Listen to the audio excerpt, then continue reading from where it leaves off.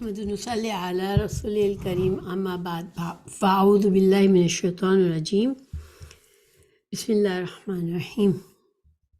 ہمیں اپنے پیارے رسول محمد صلی اللہ علیہ وسلم کی سیرت کی کتاب پڑھ رہے ہیں، آپ کی سیرت کے بارے میں پڑھ رہے ہیں، اور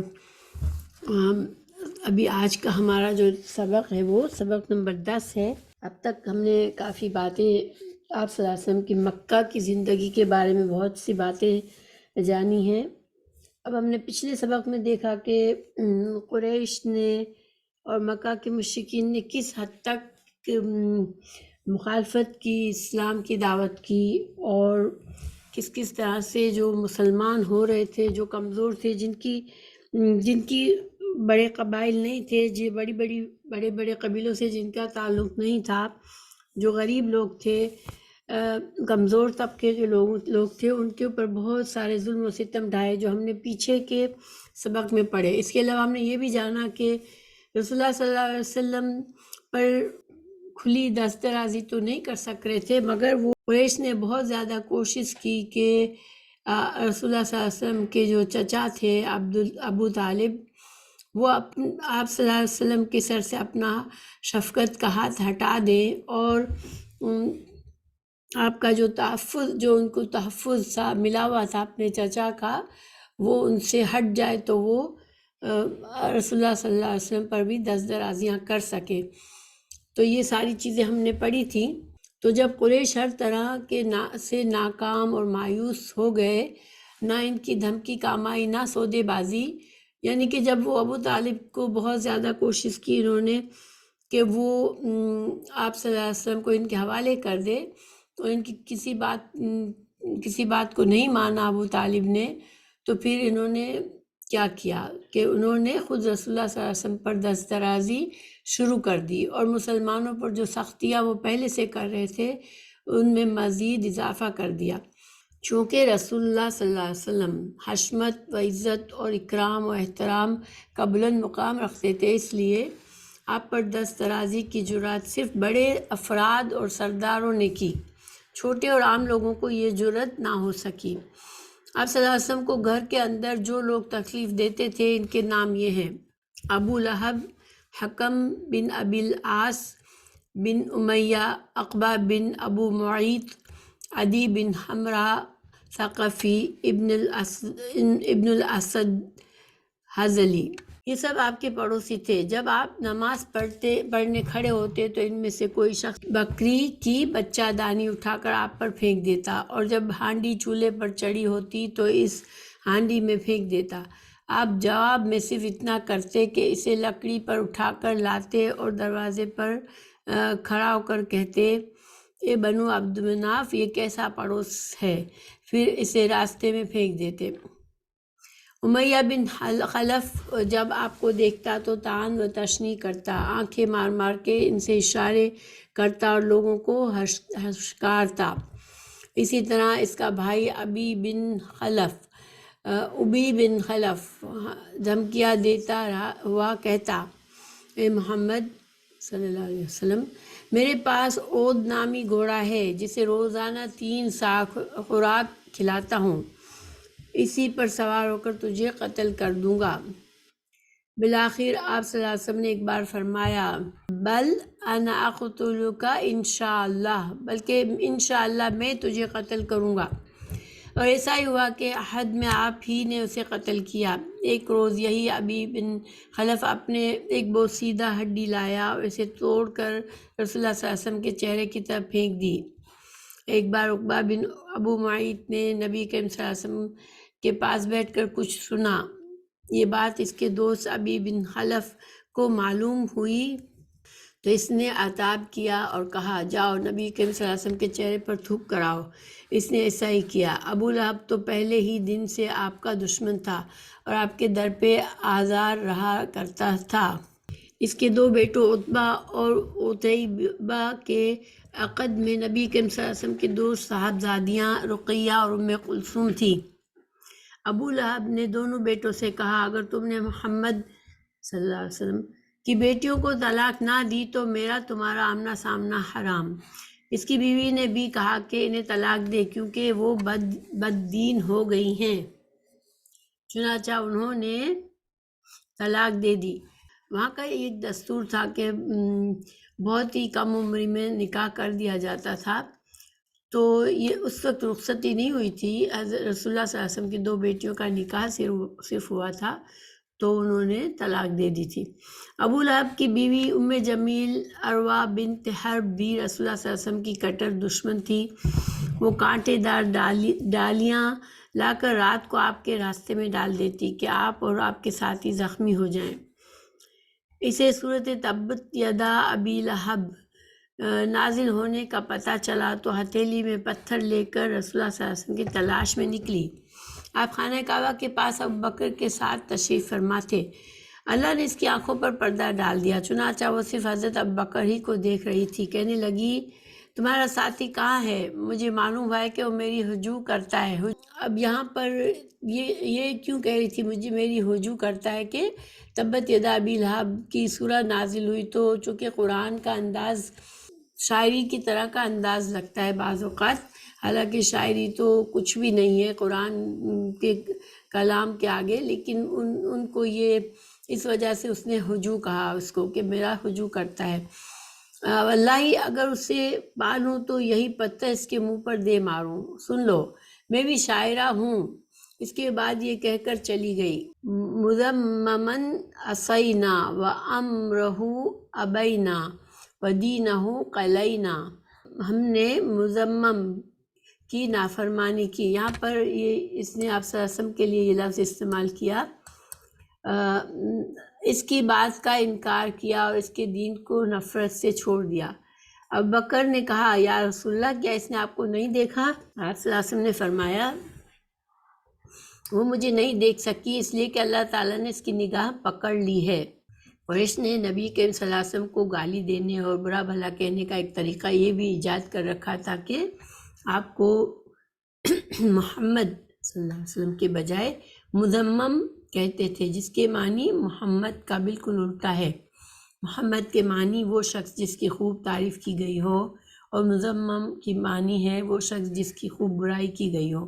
لیکن اللہ نے اسے آپ صلی اللہ علیہ وسلم سے یوں پھیر دیا کہ وہ مذمم نامی آدمی کو گالی دیتے تھے جبکہ آپ کا نام تو محمد ہے۔ اس کا مطلب ہے کہ وہ جو بھی گالیاں دیتے تھے وہ کسی مذمم کے لیے جاتی تھی، رسول اللہ صلی اللہ علیہ وسلم پر نہیں آتی تھی، آپ کا نام مبارک اس میں نہیں استعمال ہوتا تھا۔ تو یہ ایک طرح سے حکمت ہے اس میں۔ پھر اخنس بن شریق ثقفی بھی رسول اللہ صلی اللہ علیہ وسلم پر زیادتیاں کرتا تھا، اور ابو جہل کا تو کہنا ہی کیا کہ اس نے آپ کو اللہ کی راہ سے روکنے کا بیڑا اٹھا رکھا تھا۔ وہ نبی کریم صلی اللہ علیہ وسلم کو اپنی باتوں سے اذیت پہنچاتا، نماز سے روکتا، اپنی حرکتوں پر فخر و تکبر کرتا۔ ایک روز نبی کریم صلی اللہ علیہ وسلم کو نماز پڑھتے ہوئے دیکھا تو سختی پر اتر آیا اور دھمکیاں دینے لگا۔ بالآخر رسول اللہ صلی اللہ علیہ وسلم نے اسے ڈانٹ دیا اور گلے کے پاس سے کپڑا پکڑ کر جھنجھوڑتے ہوئے فرمایا، تیرے لیے خرابی در خرابی ہے، پھر تیرے لیے خرابی در خرابی ہے۔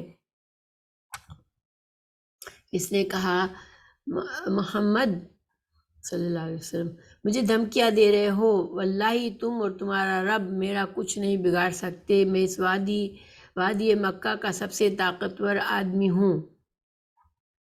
ایک روز اس نے اپنے ساتھیوں سے کہا، محمد صلی اللہ علیہ وسلم تمہارے سامنے اپنا چہرہ مٹی پر رکھتا ہے، یعنی کہ آپ صلی اللہ علیہ وسلم کے نماز کے بارے میں کہا کہ سجدہ جب آپ فرماتے تھے تو اس نے اپنے ساتھیوں سے پوچھا کہ کیا وہ اپنا چہرہ مٹی پر رکھتا ہے؟ انہوں نے کہا ہاں۔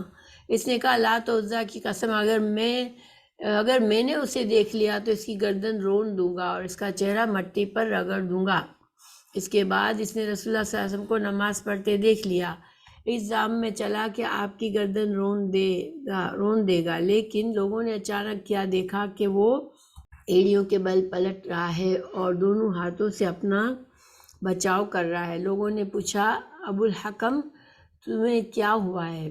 کہنے لگا، میرے اور اس کے درمیان آگ کی خندق ہے اور ہولناکیاں ہیں، فرشتوں کے پروں کے بازو ہیں، آپ صلی اللہ علیہ وسلم نے فرمایا اگر وہ میرے قریب آتا تو فرشتے اس کے ٹکڑے ٹکڑے کر دیتے اور اس کا ایک عضو اچک لیتے۔ اچھا، یہاں پر ابو الحکم جو ہے نا، یہ ابو لہب کا اصل نام تھا، لیکن اس کو ابو جہل، ہم اسے ابو جہل کے نام سے جانتے ہیں۔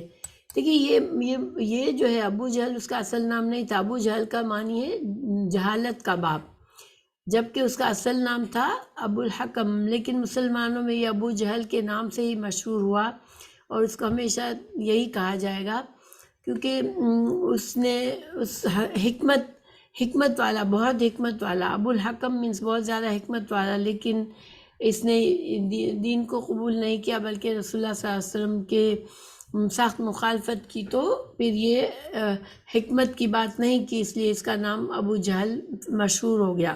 پھر ایسی ہی بدبختی عقبہ بن ابی معیط کے حصے میں بھی آئی۔ ایک بار رسول اللہ صلی اللہ علیہ وسلم بیت اللہ کے پاس نماز پڑھ رہے تھے اور ابو جہل اس کے ساتھی بیٹھے تھے۔ اتنے میں بعض افراد نے بعض سے کہا، کون ہے جو بنی فلاں کے اونٹ کی اوجری لائے اور جب محمد صلی اللہ علیہ وسلم سجدہ کریں تو ان کی پیٹھ پر ڈال دے۔ اس پر قوم کا بدبخت ترین آدمی عقبہ بن ابی معیط اٹھا اور اوجری لا کر انتظار کرنے لگا۔ جب آپ صلی اللہ علیہ وسلم نے سجدہ کیا تو دونوں کندھوں کے بیچ میں ڈال دی۔ پھر وہ ہنسی کے مارے ایک دوسرے پر گرنے لگے۔ ادھر آپ سجدہ ہی میں رہے، سر نہ اٹھایا، یہاں تک کہ حضرت فاطمہ رضی اللہ عنہا آئیں اور آپ کی پیٹھ سے اوجری دور پھینکی۔ تب آپ نے سر اٹھایا اور فرمایا، یا اللہ تو قریش کو پکڑ لے۔ یہ بدعا ان پر شاک گزری، کیونکہ ان کا عقیدہ تھا کہ اس شہر میں دعا قبول ہوتی ہے۔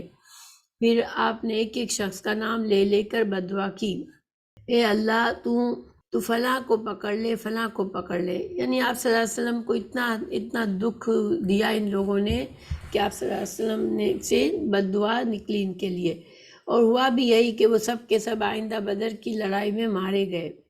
رسول اللہ صلی اللہ علیہ وسلم سے استہزاء کرنے والے 5 بڑے افراد تھے: ولید بن مغیرہ مخزومی، اسود بن عبد الیغوث ظہری، ابو زمعہ اسود بن عبد المطلب اسدی، حارث بن قیس خزائی اور عاص بن وائل سہمی۔ ان کے بارے میں اللہ تعالیٰ نے رسول اللہ صلی اللہ علیہ وسلم کو بتایا کہ ان کے شر سے بچاؤ کے لیے تنہا اللہ آپ کو کافی ہے۔ پھر ان میں سے ہر ایک پر ایسی بلا نازل ہوئی کہ عبرت و نصیحت سے بھرپور تھی، کیونکہ اللہ تعالیٰ نے پہلے اپنے پیارے رسول صلی اللہ علیہ وسلم کو ان لوگوں کے بارے میں تسلی دے دی تھی کہ اللہ ہی ان سے بدلہ لے گا آپ کا۔ تو چنانچہ ولید کے چند سال پہلے سے تیر کے خراش لگی ہوئی تھی جو مکمل معمولی تھی، مگر جبرائیل نے اس خراش کے نشان کی طرف اشارہ کر کے کیا تو وہ پھٹ پڑی اور کئی سال شدید تکلیف پہنچانے کے بعد جان لیوا ثابت ہوئی۔ تو یہ ان میں سے ایک کا انجام ولید کا، کہ وہ اپنی ایک پرانی چھوٹی سی خراش تھی اس کے ہاتھ پر، تو وہی خراش اتنی بگڑ گئی حضرت جبرائیل علیہ السلام کے اشارے سے کہ وہ اسی کی شدت تکلیف سے وہ مرا۔ اسی طرح اسود بن عبد الیغوث کے سر کی طرف حضرت جبرائیل علیہ السلام نے اشارہ کیا تو اس کو پھوڑے نکل آئے اور انہی پھوڑوں سے اس کی موت واقع ہو گئی۔ کہا جاتا ہے کہ اسے لو لگ گئی تھی۔ یہ بھی کہا جاتا ہے کہ جبرائیل نے اس کے پیٹ کی طرف اشارہ کیا تھا، جس سے اسے استسقاء کی بیماری ہو گئی اور وہ پیٹ اس قدر پھول گیا کہ بالآخر وہ اسی سے مر گیا۔ اسود بن عبد المطلب نے جب رسول اللہ صلی اللہ علیہ وسلم کو اذیتیں پہنچا کر بہت تنگ کر دیا تو آپ نے بددعا کی، اللہم عامی بصرہ واسکلہ ولدہ، اے اللہ اس کی نگاہیں چھین لو، اسے لڑکے سے محروم کر دے۔ چنانچہ حضرت جبرائیل علیہ السلام تشریف لائے اور ان کے چہرے پر کانٹے دار پتے یا ڈالی سے مارا تو اس کی نگاہ جاتی رہی، پھر اس کے لڑکے کو بھی مارا تو وہ بھی مر گیا۔ عاص بن وائل ایک کانٹے دار درخت پر بیٹھ گیا، اس کانٹے کا زہر سر تک دوڑ گیا، یہاں تک کہ وہ اسی زہر میں مر گیا۔ یہ سختی کا ایک مختصر سا خاکہ ہے۔ وہ کھلم کھلا تبلیغ کے نتیجے میں رسول اللہ صلی اللہ علیہ وسلم اور مسلمانوں پر ٹوٹ پڑی تھی۔ اس پیچیدہ صورتحال کے پیش نظر رسول اللہ صلی اللہ علیہ وسلم نے 2 قدم اٹھائے۔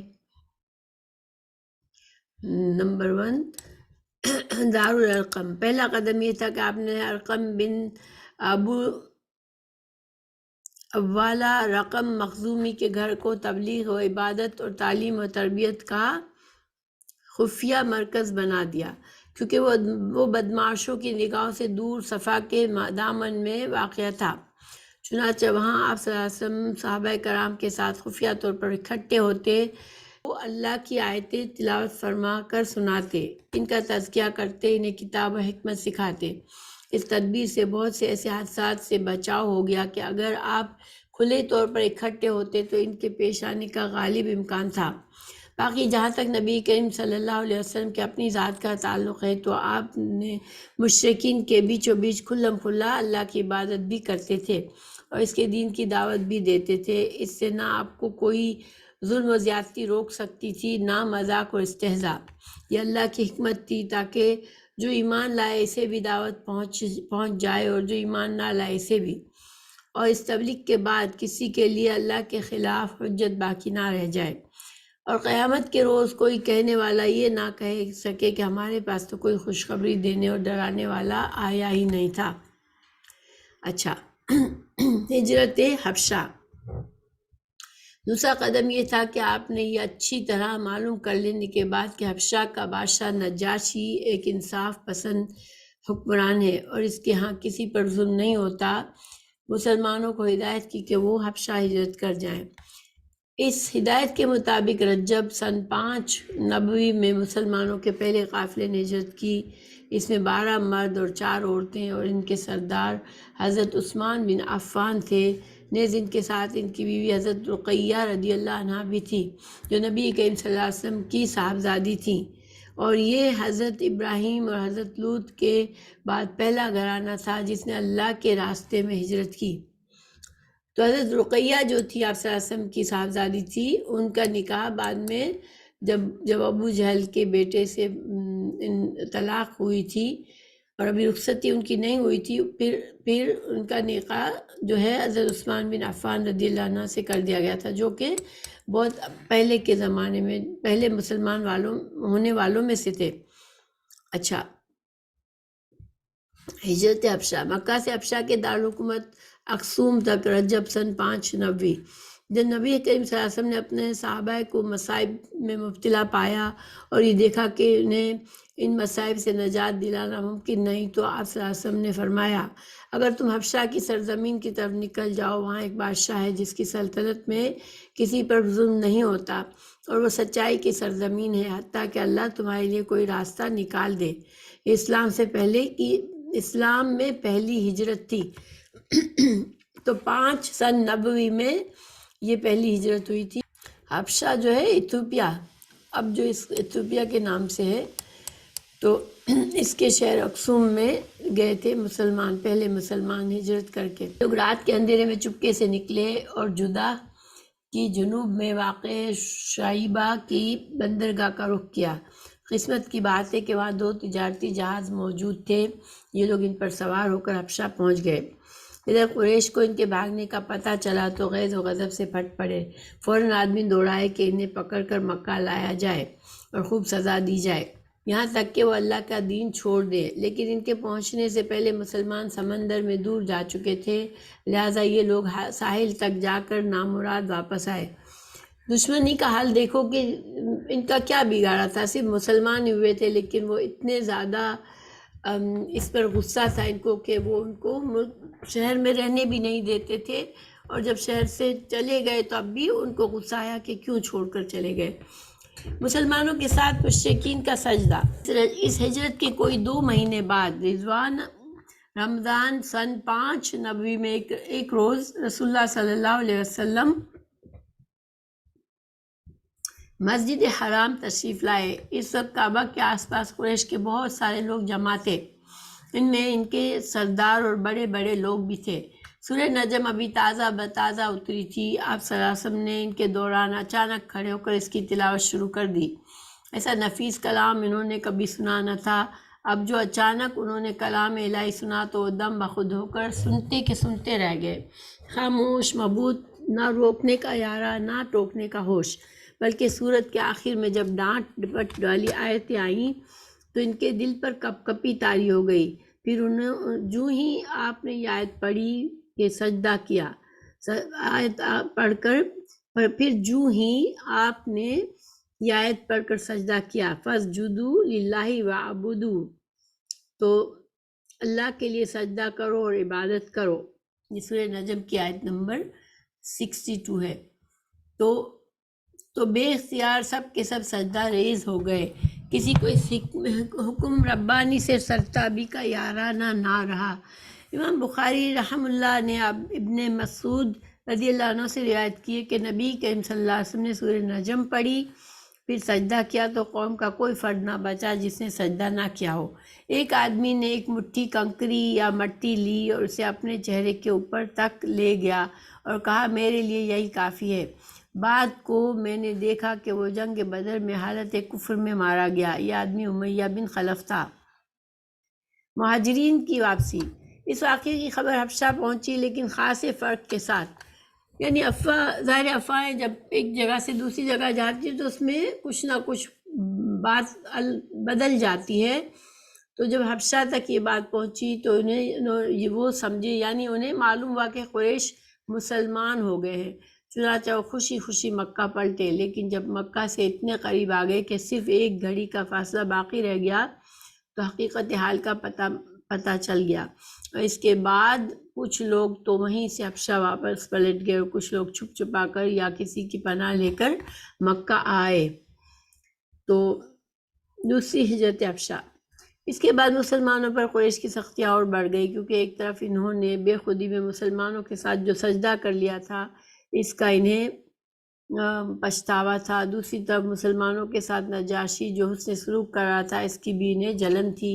لہٰذا رسول اللہ صلی اللہ علیہ وسلم نے صحابہ کرام سے فرمایا کہ وہ دوبارہ حبشہ ہجرت کر جائیں۔ چنانچہ اب کی بار 82 یا 83 مرد اور 18 عورتوں نے ہجرت کی۔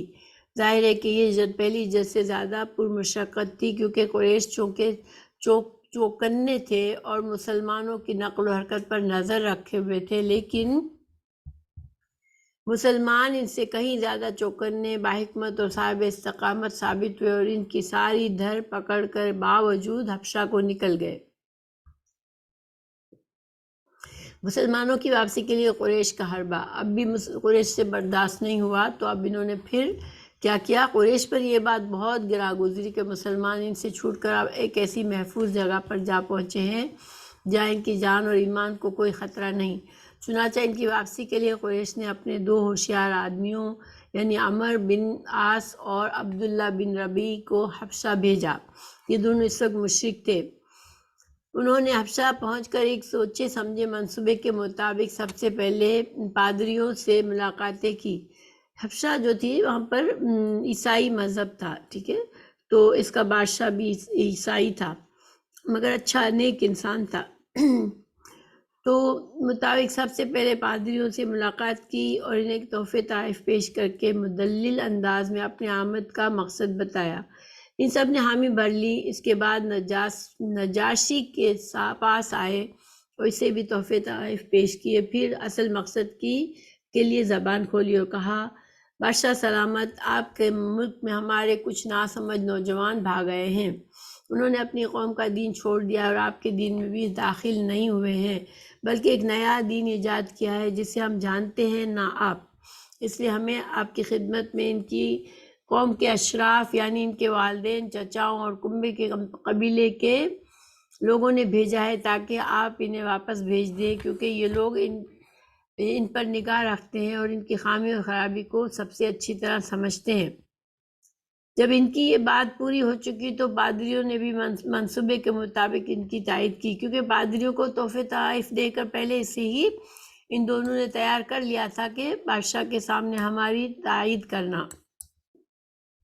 لیکن نجاشی نے احتیاط برتی اور سوچا کہ دونوں فریقوں کی بات سننی چاہیے، تبھی حق واضح ہو سکے گا۔ چنانچہ اس نے مسلمانوں کو بلایا اور پوچھا یہ کیا دین ہے جس کی وجہ سے تم اپنی قوم سے الگ ہو گئے ہو؟ پھر میرے دین میں داخل ہوئے، نہ دیگر ملتوں میں سے کسی کے دین میں داخل ہوئے۔ اس کے جواب میں مسلمانوں کی طرف سے حضرت جعفر بن ابو طالب نے بات کی۔ انہوں نے کہا، اے بادشاہ، ہم جاہلیت والی قوم تھے، بت پوجتے تھے، مردار کھاتے تھے، برائیاں کرتے تھے، قرابت داروں سے تعلق توڑتے تھے، پڑوسیوں سے بدسلوکی کرتے تھے، ہمارا طاقتور کمزور کو کھا رہا تھا۔ ہم اسی حالت میں تھے کہ اللہ نے ہم ہی میں سے ایک رسول بھیجا۔ ہم اس کی عالی نسبی، سچائی، امانت اور پاک دامنی کو جانتے تھے۔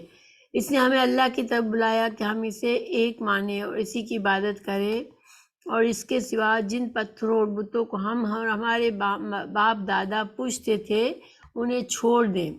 اس نے ہمیں سچ بولنے، امانت ادا کرنے، قرابت جوڑنے، پڑوسی سے اچھا سلوک کرنے، حرام خوری اور خون ریزی سے باز رہنے کا حکم دیا ہے، اور بے حیائی کے کاموں، جھوٹ بولنے، یتیم کا مال کھانے اور پاک دامن عورتوں پر جھوٹی تہمت لگانے سے منع کیا۔ اس نے ہمیں یہ حکم دیا کہ ہم صرف ایک اللہ کی عبادت کریں، اس کے ساتھ کسی کو شریک نہ کریں۔ اس نے ہمیں نماز، زکوٰۃ اور روزے کا حکم دیا۔ حضرت جعفر رضی اللہ عنہ نے اسلام کے اور بہت سے احکام بھی گنوائے۔ پھر حضرت جعفر رضی اللہ عنہ نے اسلام کے اور بھی بہت سے احکامات بھی گنوائے۔ پھر کہا کہ ہم نے اس پیغمبر کو سچا مانا، اس پر ایمان لائے، اس کی پیروی کی اور اس کے لائے ہوئے دین الہی میں اس کا اتباع کیا۔ چنانچہ ہم نے صرف ایک اللہ کی عبادت کی، اس کے ساتھ کسی کو شریک نہیں کیا، اور جو چیزیں اس نے حرام بتائیں انہیں حرام مانا، اور جو چیزیں حلال بتائیں انہیں حلال جانا۔ اس پر ہماری قوم ہم سے بگڑ گئی۔ اس نے ہم پر ظلم و ستم کیا، ہمیں دین سے پھیرنے کے لیے فتنوں اور سزاؤں سے دوچار کیا، تاکہ ہم اللہ کی عبادت چھوڑ کر بت پرستی کی طرف پلٹ جائیں، اور جن گندی چیزوں کو حرام سمجھتے تھے انہیں پھر حلال سمجھنے لگیں۔ جب انہوں نے ہم پر بہت قہر اور ظلم کیا، زمین تنگ کر دی، ہمارے اور ہمارے دین کے درمیان رکاوٹ بن کر کھڑے ہو گئے، تو ہم نے آپ کے ملک کی راہ لی اور آپ کو دوسروں پر ترجیح دی، اور آپ کی پناہ میں رہنا پسند کیا، اور یہ امید کی کہ اے بادشاہ، آپ کے ہم پر ظلم نہ کیا جائے گا۔ کتنے پرحکمت طریقے سے حضرت جعفر نے بات کی۔ نجاشی نے یہ بات سنی تو حضرت جعفر رضی اللہ عنہ سے کچھ قرآن پڑھنے کی فرمائش کی۔ یہ حضرت جعفر جو تھے وہ آپ صلی اللہ علیہ وسلم کے چچازاد بھائی حضرت جعفر جو ہے وہ ابو طالب کے بیٹے ہیں۔ اچھا، تو انہوں نے کاف ہا یا عین صاد یعنی سورہ مریم کی ابتدائی آیات تلاوت کی۔ اس پر نجاشی اس قدر رویا کہ اس کی داڑھی تر ہو گئی، اور تمام پادری بھی اس قدر روئے کہ ان کے صحیفے تر ہو گئے۔ پھر نجاشی نے کہا، یہ کلام اور وہ کلام جو حضرت عیسیٰ علیہ السلام لے کر آئے تھے، دونوں ایک ہی شمع کے اجالے ہیں۔ اس کے بعد قریش کے دونوں نمائندوں کو مخاطب کر کے کہا، تم لوگ چلے جاؤ، واللہ میں ان کو تمہارے حوالے نہیں کر سکتا، اور نہ ان کے خلاف کوئی چال چلی جا سکتی ہے۔ دوسرے دن عمر بن عاص نے ایک خطرناک تدبیر اختیار کی۔ نجاشی سے کہا کہ یہ لوگ حضرت عیسیٰ علیہ السلام کے بارے میں بہت خطرناک بات کہتے ہیں۔ اس پر نجاشی نے مسلمانوں کو پھر بلوایا اور حضرت عیسیٰ علیہ السلام کے بارے میں سوال کیا۔ حضرت جعفر نے کہا، ہم ان کے بارے میں وہی بات کہتے ہیں جو نبی کریم صلی اللہ علیہ وسلم لے کر آئے ہیں، یعنی وہ اللہ کے بندے ہیں، اس کے رسول، اس کی روح اور اس کا وہ کلمہ ہے جسے اللہ نے ہماری پاک دامن مریم کی طرف القاء کیا تھا۔ اس پر نجاشی نے زمین سے ایک تنکا اٹھایا اور کہا، اللہ کی قسم، جو کچھ تم نے کہا اس سے عیسیٰ علیہ السلام اس تنکے کے برابر بھی بڑھ کر نہ تھے۔ جاؤ تم لوگ اور تم میرے ملک میں امن اور امان سے رہو۔ جو تمہیں گالی دے گا اس پر تاوان لگایا جائے گا، جو تمہیں گالی دے گا اس پر تاوان لگایا جائے گا۔ یعنی 3 بار اس نے اس بات کو زور دے کر کہا۔ مجھے سونے کا پہاڑ بھی ملے تب بھی گوارا نہیں کہ تم میں سے کسی کو ستاؤں۔ تو یہ نجاشی جو تھے وہ مسلمان ہو گئے تھے اصل میں، اور دیکھیں عیسائی اس زمانے میں بہت سے عیسائی جو تھے ان کو صحیح علم پتہ تھا کہ حضرت عیسیٰ علیہ السلام اللہ کے رسول تھے، حضرت عیسیٰ علیہ السلام، اور وہ جیسے اللہ کا بیٹا نہیں مانتے تھے ان کو. تو سو نجاشی جو تھا اس کو قرآن پڑھ کر ایمان آ گیا کہ یہ آپ صلی اللہ علیہ وسلم وہی نبی ہے جو کہ جن کی پیشن گوئی ہماری کتاب میں کی گئی تھی. اس کے بعد حکم دیا کہ قریش کے نمائندوں کو ان کے تحفے تحائف واپس کر دیے جائے. چنانچہ وہ دونوں صاحبان منہ لٹکائے مکہ لوٹے اور بتایا کہ مسلمانوں نے اچھے دیار میں اچھے ہمسائے کے ساتھ قیام کیا ہے. نجاشی جو ہے اس نے مسلمان تو ہو گیا تھا مگر اس نے اپنا اسلام چھپایا تھا اپنے لوگوں سے، اور اس کی موت بھی اسلام پر ہوئی تھی. انشاءاللہ اس کے بارے میں مزید ہم جانیں گے آگے.